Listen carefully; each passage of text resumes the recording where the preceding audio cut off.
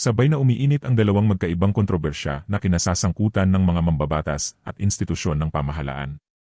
Una, sa pagdinig ng Blue Ribbon Committee na pinangunahan ng mga senador na kaalyado ng kampo ni dating Senate President Alan Cayetano, lumutang ang isang kontrobersyal na testimonya mula sa isang lalaking nagpakilalang dating miyembro ng Philippine Marine Corps na si Rosebert Waupan.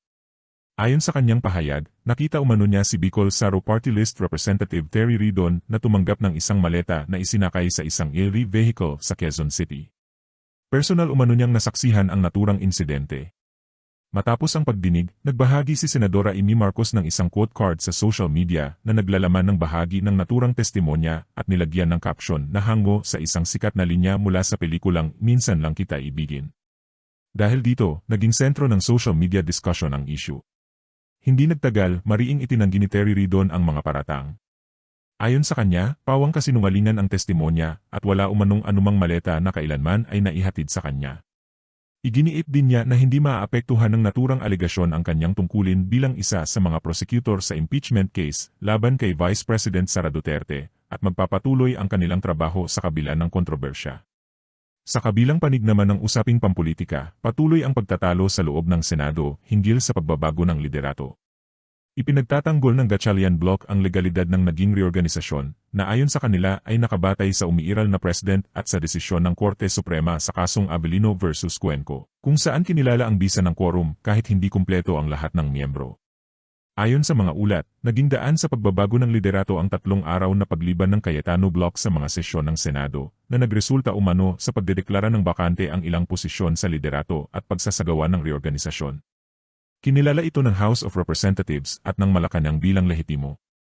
Subalit mariing tinutulan ito ng Cayetano Bloc. Ayon kay Alan Cayetano, kinakailangan ng 13 boto upang maideklarang bakante ang mga posisyon sa Senado na may kabuang 24 na miyembro. Iginiit niya na hindi umabot sa kinakailangang bilang ang sumuporta sa pagbabago, kaya questionable ang naging proseso. Dagdag pa rito, may mga miyembro ng Partido Demokratiko Pilipino na kinabibilangan nina Ronald Bato de la Rosa, Christopher Lawrence Bongo at Robin Padilla, na nakatakdang magsampa ng petisyon sa Korte Suprema upang questionin ang legalidad ng naging pagbabago sa liderato ng Senado. Sa panig naman ng Malacanang, sinabi ni Communications Undersecretary Claire Castro na may karapatan ang Cayetano Bloc na dalhin ang issue sa Korte Suprema. Ngunit binigyang diin na mayroon ng naunang president noong 2015 Senate session kung saan kinilala ang 12-member quorum nang walang naging pagtutol sa hukuman.